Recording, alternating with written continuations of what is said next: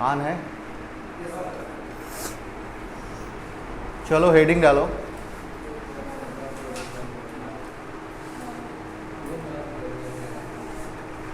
Bounds of A sequence.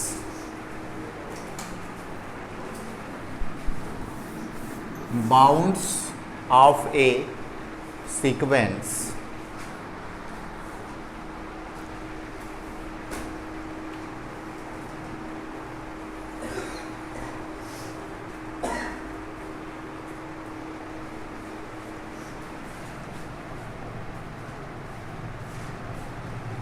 हो गया। जैसा कि बाउंड्स एंड इंटरवल में आपको पढ़ाया गया था कि कोई भी सेट बाउंडेड एबव कब होता है, बाउंडेड बिलो कब होता है, उसका लोअर बाउंड क्या होता है, अपर बाउंड क्या होता है, बाउंडेड क्या होता है या अनबाउंडेड क्या होता है। ये सारी चीज़ें यहाँ भी डिस्कस करनी है, लेकिन हमें सीक्वेंस के टर्म में डिस्कस करनी है। ठीक है। आपको पता है कि सीक्वेंस को हम कैसे डिनोट करते हैं। जब भी मैं बोलूँ सीक्वेंस AN तो आपको ऐसे लिखना है। ठीक है ना। जब भी मैं बोलूँ कि सीक्वेंस AN तो आपको इसी फॉर्म में लिखना है। ठीक है।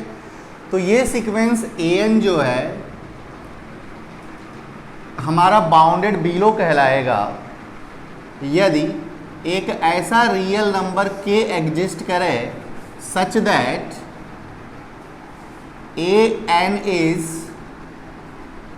ऐसे कर लेते हैं, k is less than or equal to AN for all n belonging to natural number. आपको ये पता होगा, मैंने बताया था सेट के लिए कि कोई भी सेट बाउंडेड बिलो कब होता है, यदि एक ऐसा रियल नंबर k मिल जाए, there exist k such that k is less than or equal to x for all x belonging to s। यही था।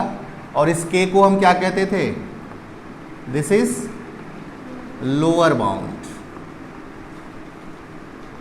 ओके। तो ये सीक्वेंस हमारा बाउंडेड बिलो कहलाएगा यदि एक ऐसा रियल नंबर k मिल जाए such that k is less than or equal to AN for all n belonging to natural number. मैंने कल आपको बताया था कि किसी भी सीक्वेंस में कितने टर्म होते हैं, n फाइनाइट टर्म होते हैं। ठीक है। लेकिन उसका रेंज जो होता है या तो फाइनाइट हो सकता है या इनफाइनाइट हो सकता है। ठीक है। और इस k को हम क्या कहेंगे, दिस इज लोअर बाउंड। तो आप पहला डेफिनेशन लिखिए, लिखो। ए sequence AN is said to be, a sequence AN is said to be bounded below,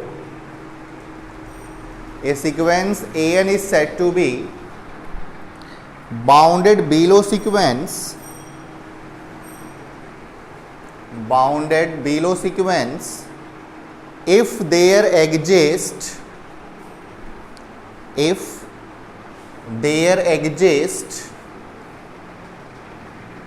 a real number k, if there exists a real number k such that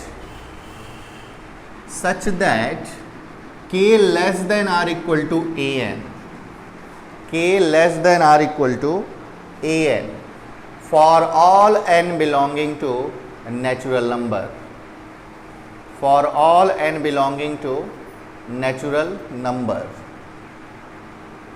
full stop। Line छोड़ के लिखना, k is called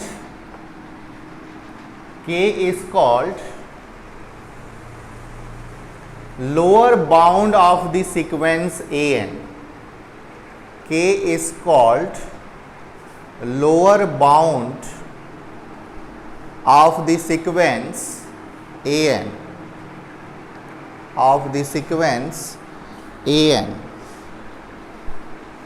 हो गया। चलिए second definition, ये sequence AN हमारा bounded above कहलाएगा यदि एक ऐसा रियल नंबर k डैश मिल जाए such that an is less than or equal to k dash for all n belonging to natural number. Okay, और यहाँ पे इस k डैश को हम कहेंगे अपर बाउंड। ठीक है, कोई भी सीक्वेंस हमारा बाउंडेड एबव सीक्वेंस कहलाएगा यदि एक ऐसा रियल नंबर k डैश मिल जाए such that an is less than or equal to k dash for all n belonging to natural number. ठीक है बात? ओके, और इस k डैश को हम कहेंगे अपर बाउंड। तो आप लिखो ए सीक्वेंस an, इसको मैंने बोला है कि इस टाइप से लिखने के लिए ना, जैसे मैंने लिखा है, a sequence an is said to be bounded above sequence.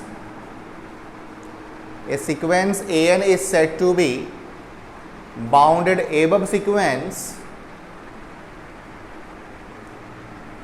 if there exists a real number k dash, if there exists a real number k dash such that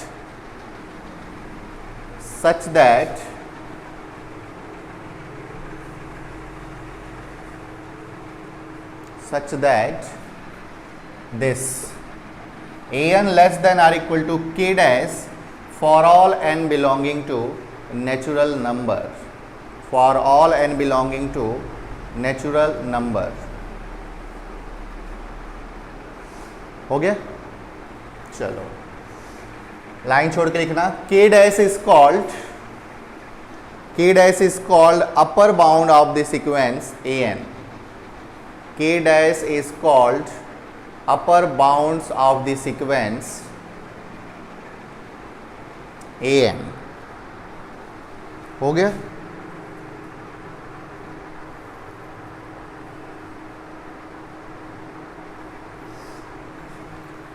ठीक है, नेक्स्ट डेफिनेशन, कोई भी सीक्वेंस या कोई भी set हमारा bounded होता है यदि उस सेट में लोअर बाउंड और अपर बाउंड दोनों मिल जाए। ठीक है, या दूसरे शब्दों में हम ये बोल सकते हैं कि कोई भी सेट हमारा बाउंडेड कहलाता है यदि वो सेट बाउंडेड बिलो भी हो जाए और बाउंडेड एबव भी हो जाए। कोई फंक्शन हमारा बाउंडेड कब कहलाता है? ठीक है, मैं कनेक्ट करता हूं, जरा देखना। जैसे मान लो कि कोई फंक्शन हमारा f(x) है, ये बाउंडेड कब होगा? हम सेट की बाउंडेड की बात किए, सीक्वेंस की करने जा रहे हैं, फंक्शन की भी बाउंडेड की बात कर लेते हैं। अगर इसकी एब्सोल्यूट वैल्यू,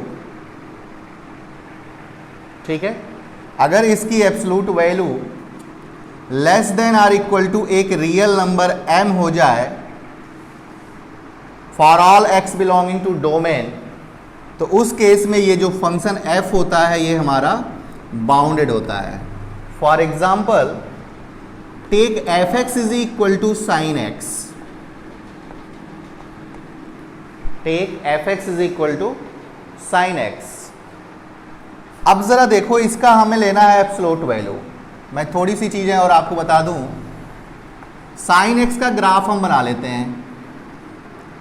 साइन x का जो रेंज होता है वो -1 से लेकर के 1 तक होता है। ठीक है, this is -1 and this is 1। Okay, 0 पे 0 होता है तो ग्राफ 0 पे 0 पे रहेगा, π/2 पे 1 होता है, पाई पे 0 होता है। तो ये देखो, ये हो गया हमारा π/2 और ये हो गया हमारा पाई, ये हो गया 0।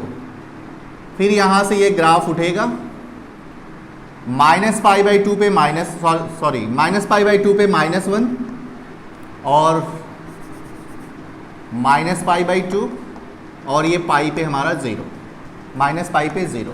ठीक है, ये हमारा ओवरऑल फंक्शन है। ठीक है, साइन x है ये। साइन x का हमें लेना है एब्सोल्यूट वैल्यू। ठीक है, साइन x का क्या लेना है? Absolute value. अच्छा, हम ये तो कह सकते हैं ना कि मॉड साइन एक्स जो है, या हम ऐसे कह सकते हैं कि साइन एक्स की जो वैल्यू होती है मैक्सिमम 1 हो सकती है और मिनिमम कितनी हो सकती है, -1। ठीक है, अच्छा तो ये हमारा लोअर बाउंड हो गया और ये हमारा अपर बाउंड हो गया। मिल गया लोअर बाउंड और अपर बाउंड। ठीक है, मतलब ये कि अगर लोअर बाउंड और अपर बाउंड मिल गया इस फंक्शन साइन एक्स के लिए तो ये फंक्शन हमारा बाउंडेड हो गया। तो ये भी हमारा एक डेफिनेशन है कि फंक्शन एफ एक्स, अब इसको अगर हम ब्रेक करते हैं जरा देखो इधर, mod F X less than or equal to M, mod X less than or equal to 5 का मतलब होता है -5 less than or equal to X less than or equal to 5। ठीक है, तो ये इसको हम अब ऐसे लिख सकते हैं कि -m is less than or equal to F X is less than or equal to m। मतलब कि ये हमारा लोअर बाउंड हो गया और ये हमारा अपर बाउंड हो गया।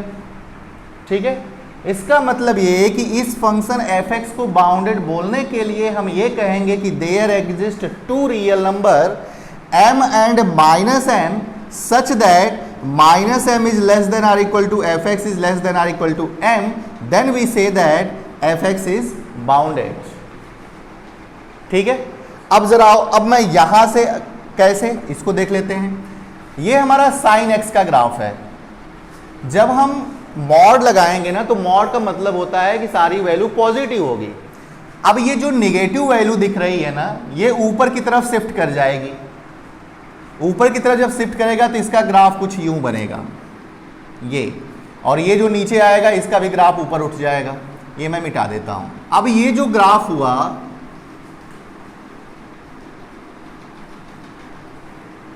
ये जो ग्राफ हुआ, आप ये बताओ ये कहां से कहां तक अप्लाई कर रहा है मॉड वैल्यू, 0 से लेकर के 1 तक। इसका मतलब ये है कि मैं यहां से डायरेक्ट कह सकता हूं मैक्सिमम वैल्यू कितनी होगी, 1 होगी। तो यहां से मैं ये कह सकता हूं कि मॉड साइन एक्स की जो वैल्यू होती है, हम यहां से भी बोल सकते हैं, इस टाइप से भी, ये हो जाएगा less than or equal to 1। ठीक है, और जब इसको ब्रेक करोगे, सिर्फ इसको जब ब्रेक करोगे तो ये क्या बन जाएगा, -1 is less than or equal to sine X less than or equal to 1 हो जाएगा। तो ये हमारा साइन एक्स फंक्शन क्या हो गया, बाउंडेड। लेकिन अगर यही जब आप थर्ड ईयर में कॉम्प्लेक्स पढ़ेंगे और साइन जेड रहता, जेड, तो बाउंडेड नहीं होता है। रियल में साइन एक्स बाउंडेड होता है, कॉम्प्लेक्स में साइन जेड अनबाउंडेड होता है। कैसे वो चीज़ें बाद में बताई जाएंगी, इसमें कोई दिक्कत। अब जरा देखो यहाँ पे,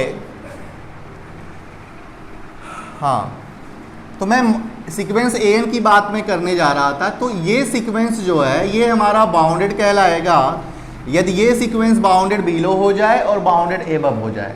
पहला डेफिनेशन। ये सीक्वेंस हमारा बाउंडेड कहलाएगा यदि इसके पास लोअर बाउंड भी हो और अपर बाउंड भी हो। दूसरा definition.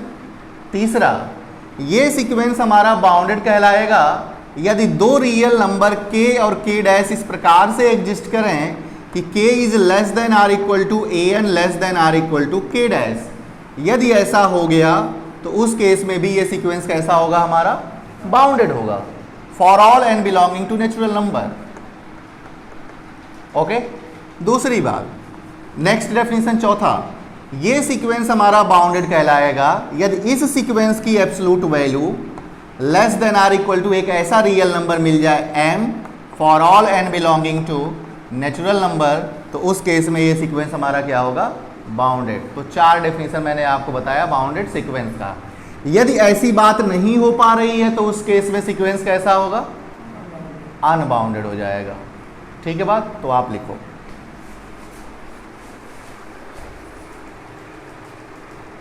A sequence an is said to be bounded, a sequence an is said to be bounded cos x bounded या अनबाउंडेड, cos x बाउंडेड। ये देखो, ये जल्दी जल्दी सीखना है। tan x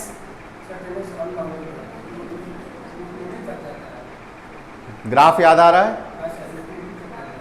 10x unbounded, cot x थोड़ा सा उल्टा हो जाता है, बट वो इन्फिनिटी की तरफ भागता है, ठीक है। अच्छा 1/x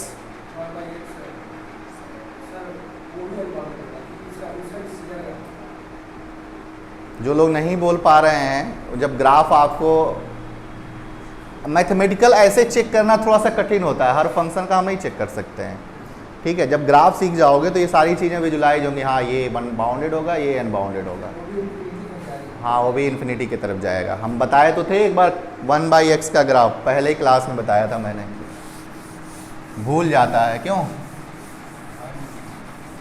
क्या कह रहे हो? नहीं तुम तो नहीं थे पहले क्लास में। ओके क्या लिखे? ए sequence an is said to be bounded if there exist two real number k and k dash, if there exist two real number k and k dash such that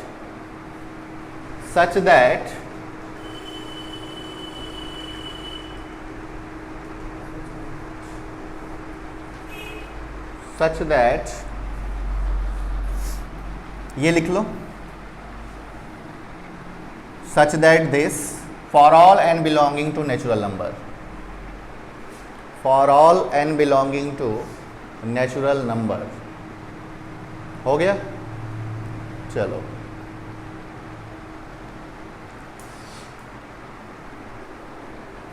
next, बीच में और लिखना, an is bounded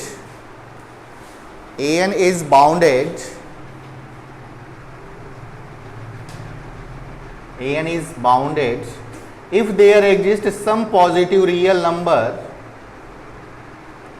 if there exists some positive real number capital M such that, if there exists some positive real number capital M such that this mod an is less than or equal to capital M for all n belonging to natural number। Clear है? कोई दिक्कत नहीं? किसी को कोई परेशानी हो तो बोलो। तुमको समझ में आया? दिक्कत तो नहीं है? चलिए एग्जाम्पल लिखिए, और आपको ही बताना है कौन बाउंडेड है कौन अनबाउंडेड है।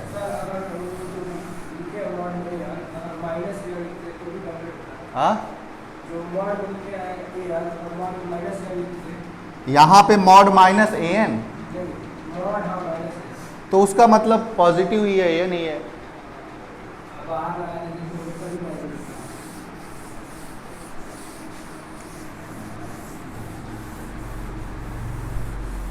चलिए आगे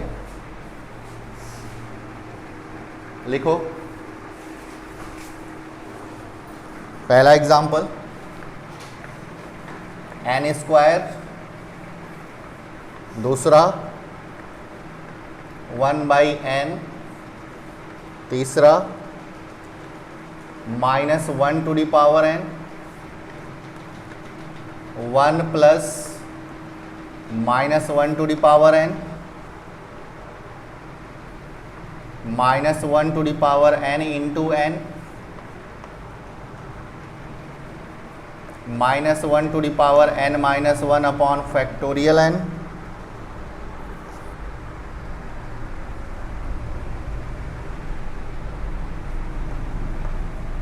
वन प्लस 1/n। बताओ पहले वाले में कितने टर्म है? दूसरे वाले में सब में है? हाँ तुम आई नहीं थी ना, इसीलिए थर्ड में नहीं है, क्योंकि -1 और 1 मिल रहा है। किसी भी सीक्वेंस में इनफाइनाइट टर्म होते हैं। नंबर्स का रिपीट करना डजंट इम्प्लाई कि जो नंबर रिपीट कर रहा है उतना ही टर्म है। ठीक है, जितने भी सीक्वेंस हैं, सीक्वेंस के रेंज में फाइनाइट या इनफाइनाइट मेंबर हो सकते हैं, फाइनाइट भी हो सकते हैं, इनफाइनाइट भी हो सकते हैं, लेकिन सीक्वेंस, हर सीक्वेंस के पास जो टर्म होंगे वो कितने टर्म होंगे? इनफाइनाइट टर्म होंगे। तो यहाँ पे जो भी सीक्वेंस आपके सामने लिखा हुआ है ये सारे सीक्वेंस कैसे हैं?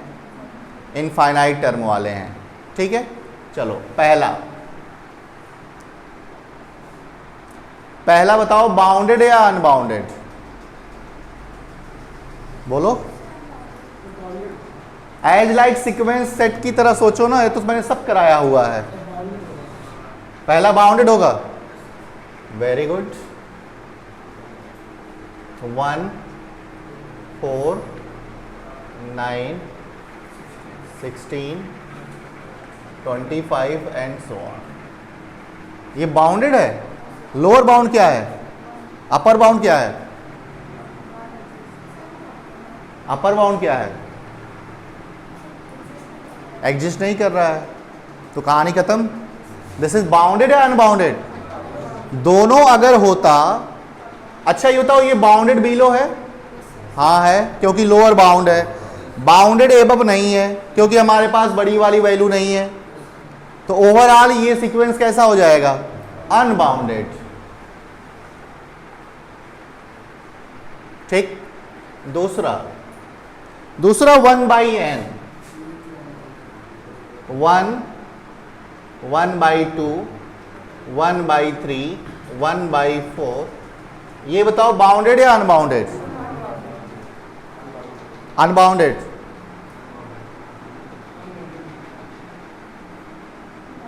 ये बाउंडेड है, ये बाउंडेड है, क्योंकि आप वो वैल्यू बता पाओगे, जरा सोचो, हर अगली वाली वैल्यू जो है वो पहले वाले से छोटी हो जा रही है, तो ये कितना छोटी हो सकती है? 0। क्या वो 0 इस सीक्वेंस का टर्म होगा? नहीं होगा।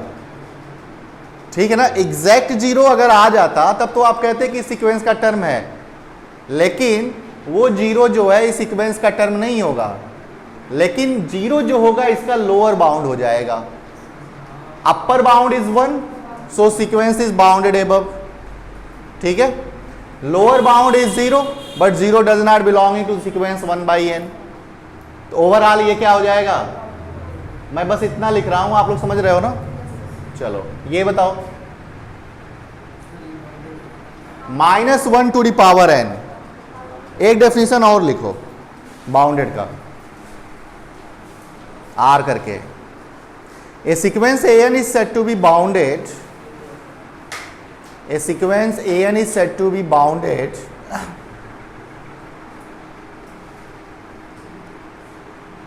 a sequence an is said to be bounded if its range set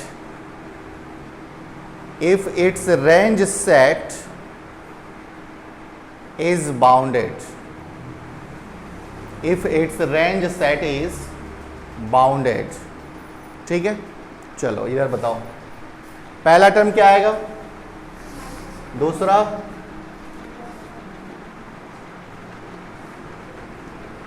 कितने टर्म है? फिर बोल रही है 2 टर्म, कितने हैं? इनफाइनाइट। रेंज सेट बना लिया जाए, अब 2 आएंगे, और इस सीक्वेंस का नाम क्या है? ब्यूटी ऑफ सीक्वेंस आप याद रखिएगा। हम आगे मतलब आगे कई स्टेटमेंट ऐसे होंगे जब मैं आपको बोलूंगा कि एक ऐसा सीक्वेंस बताओ जो बाउंडेड हो और कन्वर्जेंट ना हो, तो पहला सीक्वेंस आपके माइंड में ये होना चाहिए। सीक्वेंस में मैं बहुत कुछ आपसे पूछने वाला हूँ, ठीक है? जो चीज़ें बताई जा रही हैं आप याद रखो। इसका लोअर बाउंड क्या है? फाइनाइट सेट है तो बाउंडेड होगा, ठीक है? तो ये हो गया हमारा बाउंडेड। इसमें कितने टर्म है? 0 2 0 2 0 2। इसका रेंज सेट क्या आ जाएगा? बाउंडेड। नेक्स्ट -1 +2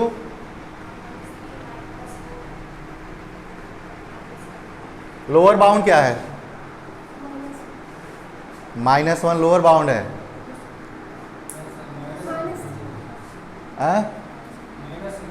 -∞ हम नहीं बोल सकते ना, क्योंकि वो नंबर नहीं है। ठीक है, लोअर बाउंड नहीं है, अपर बाउंड दोनों नहीं है, तो कहानी खत्म। बाउंडेड या अनबाउंडेड? वेरी गुड, चलो समझ रहे हो, अच्छी बात है। इसके बारे में क्या ख्याल है, कर लोगे? इसके बारे में बताओ।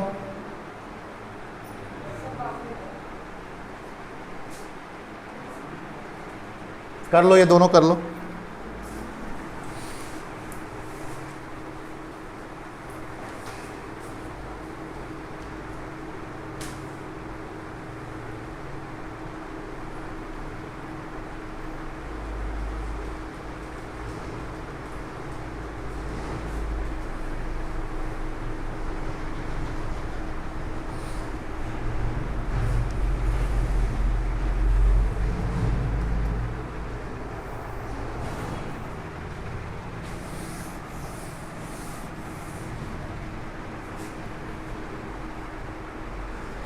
यहाँ पे मैंने क्या लिखा था, -1 to the power n -1 by fact. इसको ब्रेक करना जरा। n = 1 आएगा, ये 1 आएगा। दूसरा क्या आएगा, n = 2 -1 बाई फैक्टोरियल 2 माइनस, फिर क्या आएगा, 1 बाई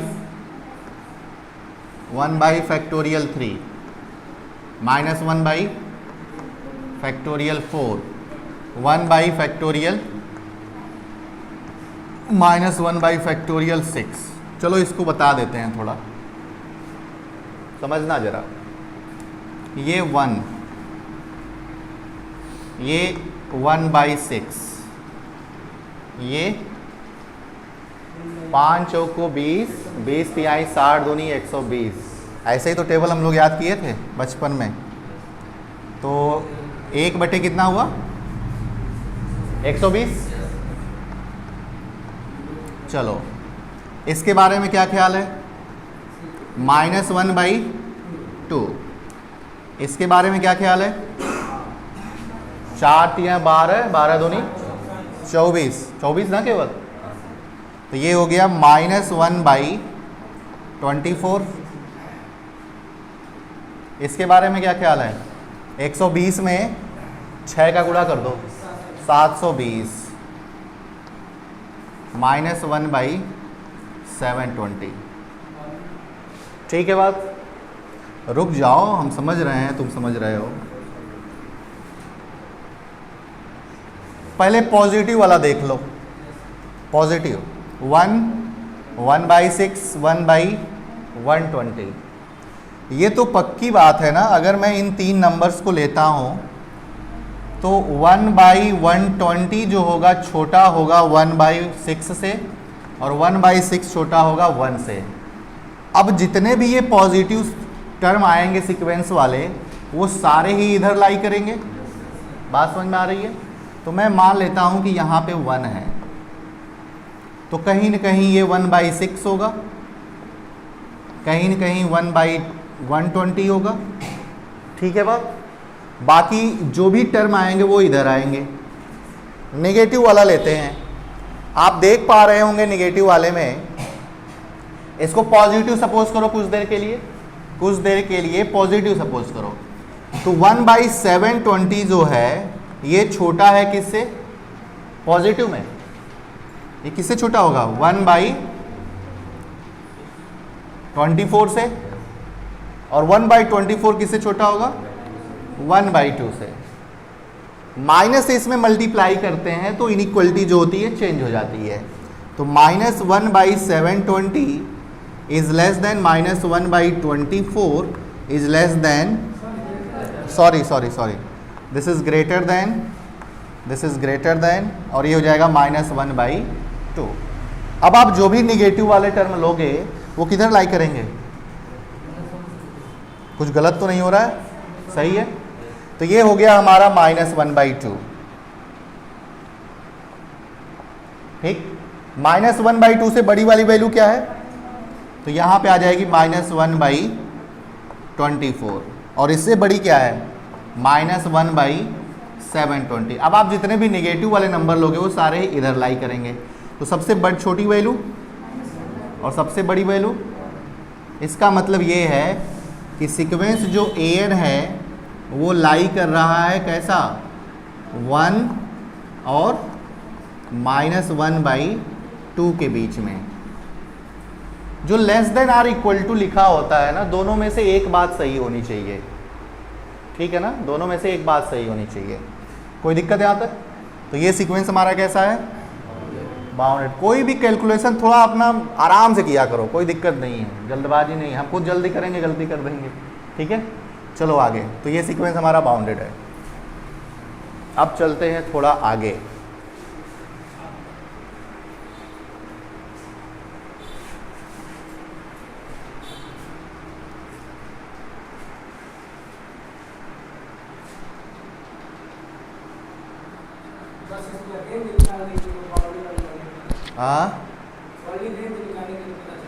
हाँ, रेंज निकाल लो। रेंज निकालोगे, इसका रेंज निकालोगे तो खुद यही बनेगा।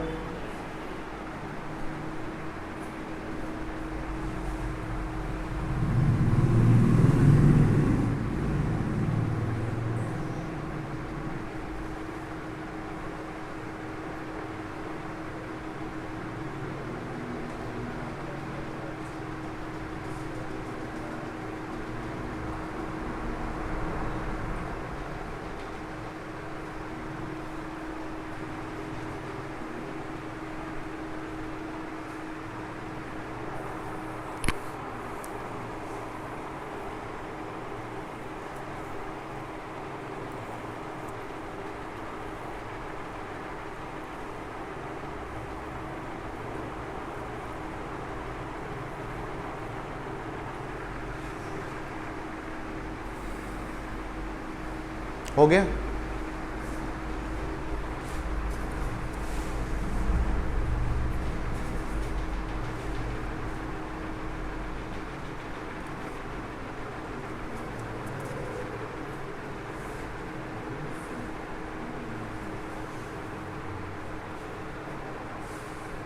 चलो आगे। अब आप हेडिंग डालिए convergent sequence. Convergent sequence.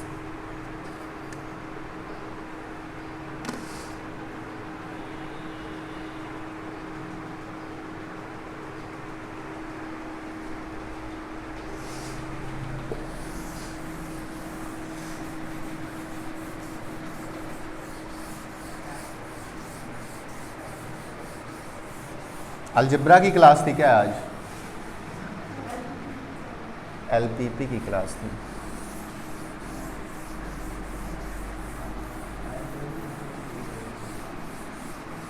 LPP सबसे आसान पेपर है आपका। आप मेहनत करेंगे 45 तक पा सकते हैं। रियल में आप 49 तक पा सकते हैं। आपको कठिन तो नहीं लग रहा? रियल कठिन लग रहा है? हाँ, पहला चैप्टर समझ में आ रहा है ना? भूल जाओ पहला चैप्टर को, कोई दिक्कत नहीं है। चलो आगे चलते हैं।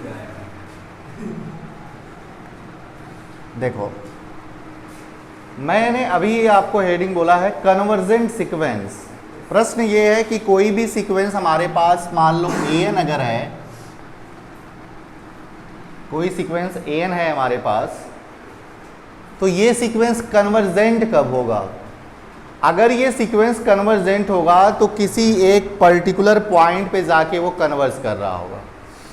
जैसे 1/n जो है, अगर n पे इन्फिनिटी के तरफ अगर मैं अप्रोच कराता हूँ n को, तो किधर जाएगा? तो वो 0 पे कन्वर्जेंट है। ये मैथमेटिकल डेफिनेशन है, बट थियरम को प्रूफ करने के लिए हमें क्लासिकल डेफिनेशन की आवश्यकता पड़ती है। ठीक है, और जल्दी कैलकुलेशन करने के लिए तो आप ऐसे मान लो, मैं अगर आपके सामने कुछ सीक्वेंस लिखता हूँ, जैसे मैंने अभी लिखा हुआ था, जैसे -1 to the power n, 1/n, ठीक है, 1 + 1/n, 1 - 1/n, 1 ± 1 to the power n, ये सीक्वेंसेस हैं, ठीक है। तो अब देखो, मैं अभी कन्वर्जन का डेफिनेशन आपको नहीं बता रहा हूँ, मैथमेटिकल में पहले आपको बता दूँ थोड़ा सा। जो नंबर किसी सीक्वेंस में बार बार रिपीट करता है, ठीक है, बार बार क्या होता है, रिपीट करता है, तो वो सीक्वेंस उस नंबर का, सॉरी, वो पॉइंट जो होता है जो रिपीट करता है, वो सीक्वेंस का क्या होता है, लिमिट होता है, ठीक है ना।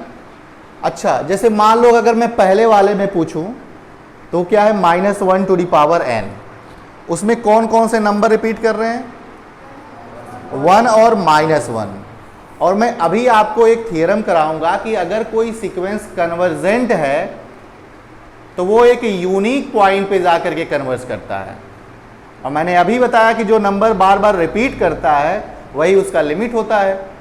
तो यूनिक होना चाहिए कन्वर्जेंट होने के लिए, लेकिन वहां पे कितने हैं, 2 हैं, तो उस केस में वो हमारा कन्वर्जेंट नहीं होगा, यूनिक होना चाहिए, ठीक है।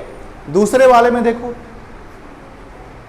n को इन्फिनिटी के तरफ अप्रोच कराने के बाद अगर कोई एक फाइनाइट क्वांटिटी मिलती है तो उस केस में वो सीक्वेंस हमारा कन्वर्जेंट होता है। तो 1/n क्या है, कन्वर्जेंट सीक्वेंस है, ठीक है। और आगे मैं आपको थ्योरम कराऊंगा कि every convergent sequence is bounded. 1/n कैसा सीक्वेंस है, बाउंडेड। और थ्योरम में आपको बताऊंगा कि हर कन्वर्जेंट सीक्वेंस बाउंडेड होता है, हर कन्वर्जेंट सीक्वेंस बाउंडेड होता है। तो ये कन्वर्जेंट भी है और कन्वर्जेंट इंप्लाइज बाउंडेड, लेकिन इसका नेगेशन क्या बनेगा, कन्वर्सली, क्या बाउंडेड सीक्वेंस कन्वर्जेंट होता है। तो इधर देखो, ये सीक्वेंस कैसा है, लेकिन क्या ये कन्वर्जेंट है, मैंने अभी आपको कुछ बताया नहीं है, कन्वर्जेंट कुछ नहीं बताया है, ठीक है। नेक्स्ट देखो जरा, 1 + 1/n, बाउंडेड है अनबाउंडेड, बाउंडेड है। देखो ये देखने आना चाहिए आपको, 1 + 1/n बाउंडेड है अनबाउंडेड।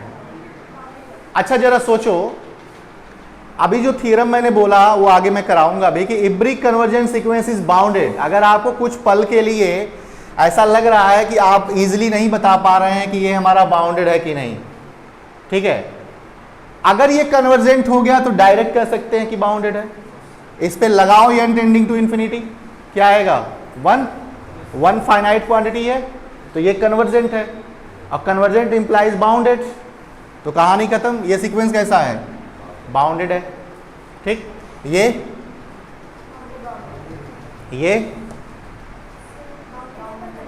बाउंडेड है बट कन्वर्जेंट नहीं है, ठीक है।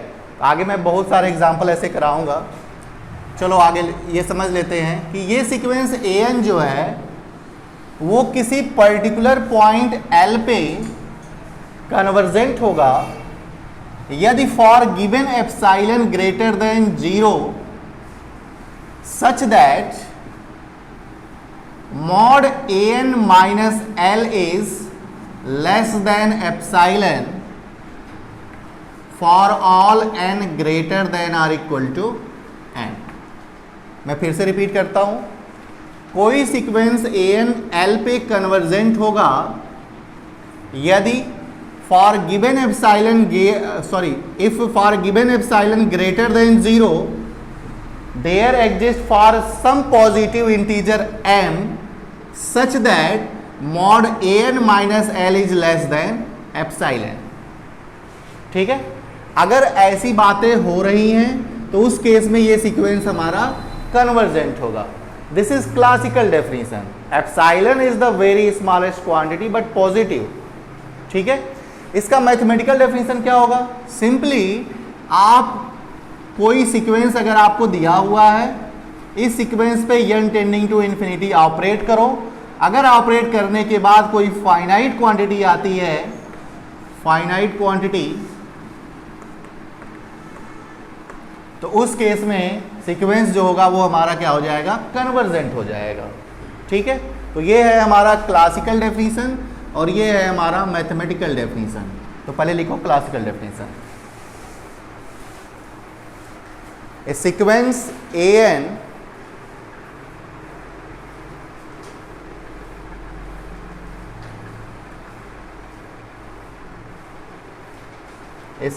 an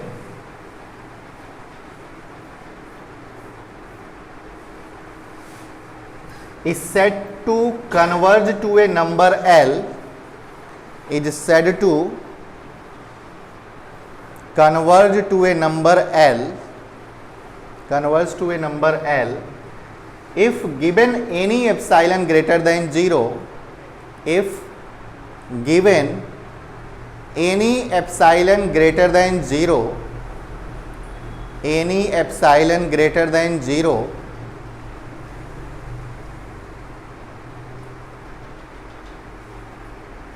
any epsilon greater than 0, comma, there exists a positive integer small n, there exists a positive integer small n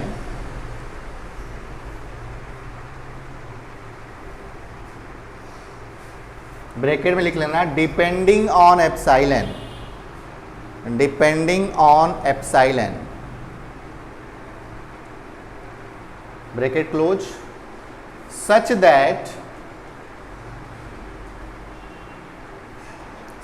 that mod an minus L is less than epsilon, mod an minus L is less than epsilon for all n greater than or equal to m, for all n greater than or equal to m। ठीक है बात, चलो आगे।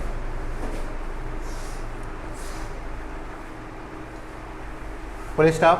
Next line से लिखना, the number L is called, the number L is called, the number L is called the limit of the sequence an, the number L is called the limit of the sequence an, limit of the sequence an, limit of the sequence an, and is written as देखो limit n tending to infinity an is equal to L, या limit an is equal to L, या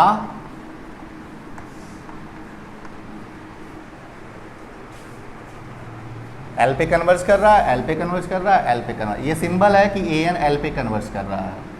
ठीक, यहाँ पे n intending to infinity silent है, मतलब छिपा हुआ है। ठीक है, बस हो गया है, ये है हमारा डेफिनेशन। अब मैं आपको एक थ्योरम करा दूं, फिर सिर्फ समझाना है, लिखवाना नहीं है, मैं नेक्स्ट टाइम पे लिखवा दूंगा, टाइम नहीं है।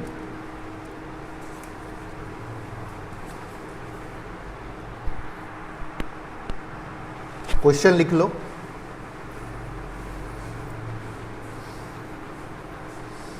a sequence cannot converge,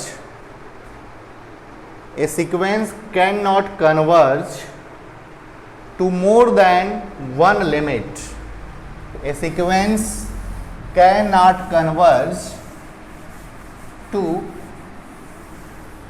more than one limit, या इसी को दूसरे तरीके से भी पूछा जा सकता है, आर करके लिख लो, limit of a sequence if it exists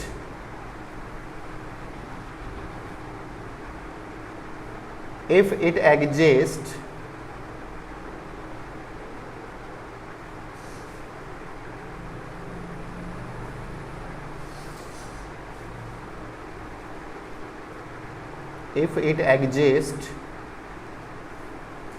कामा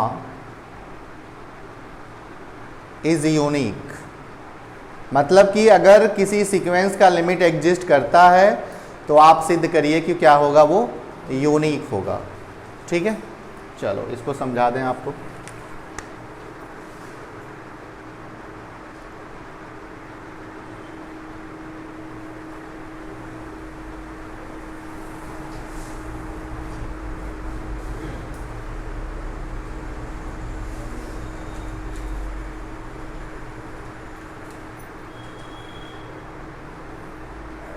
जरा देखो इधर,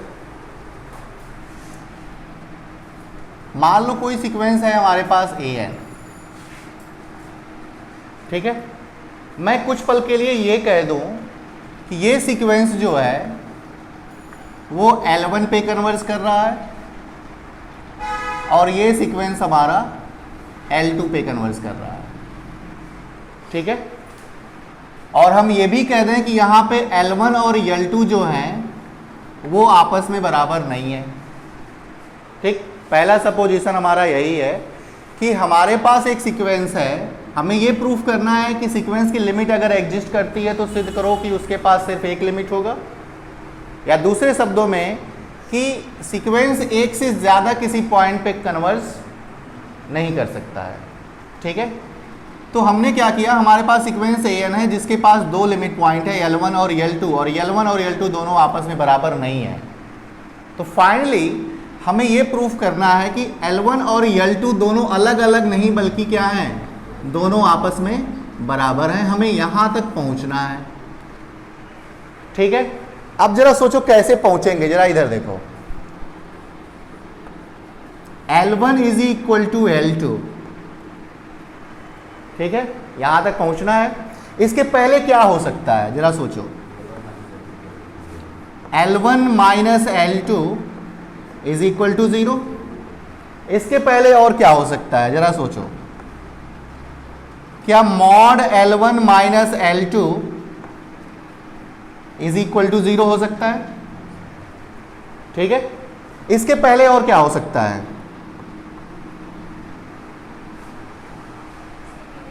देखो जरा यहां पे, नहीं, L1 minus L2, epsilon is the very smallest quantity which is tending to 0, but not 0, tending to 0. So this is less than epsilon. क्या यहां से बात समझ में आ रही है नीचे तक? इसके पहले क्या हो सकता है वो भी देख लेते हैं।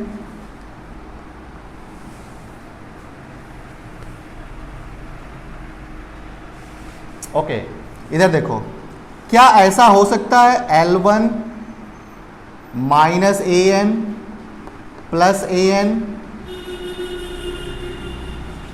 Minus L2 is less than epsilon, ऐसा हो सकता है?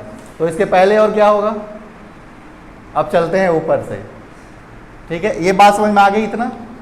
अब देखो, अगर ये सीक्वेंस L1 पे कन्वर्ज कर रहा है तो क्लासिकल डेफिनेशन यहां पे अप्लाई करो। होगा क्या कि कोई सीक्वेंस an L1 पे कन्वर्ज करता है यदि दिए गए एप्सिलॉन ग्रेटर देन 0 के लिए, एप्सिलॉन ग्रेटर देन 0 लिखें या एप्सिलॉन बाई 2 ग्रेटर देन 0 लिखें, बात बराबर है, ठीक है ना। अच्छा, एक चीज और, आप पूछ सकते हैं कि एप्सिलॉन बाई 2 क्यों, तो वो अभी आपको ऑटोमेटिकली समझ में आ जाएगा कि हम एप्सिलॉन बाई 2 क्यों ले रहे हैं, क्योंकि दो नंबर का जब सम करेंगे तभी जाकर के एप्सिलॉन आएगा। तो इसके पहले आएगा क्या, epsilon by 2 plus epsilon by 2 and this is equal to epsilon, ठीक है।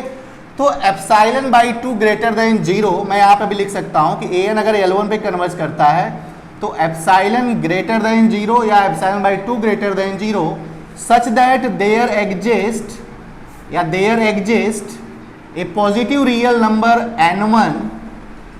m1 कर लेते हैं, such that mod an minus L1 is less than epsilon by 2 for all n greater than or equal to m1। यही तो definition है जो मैंने क्लासिकल डेफिनेशन लिखवाया है। दूसरी बात कि अगर ये an L2 पे कन्वर्ज करता है, अगर ये an L2 पे कन्वर्ज करता है और एप्सिलॉन अगर ग्रेटर देन 0 है, there exist a positive real number m2 such that mod an minus L2 is less than epsilon by 2 for all n greater than or equal to m2। हो गई कहानी खत्म। अब सुनो, अब इस m1 और m2 का हमें लेना है मैक्सिमम।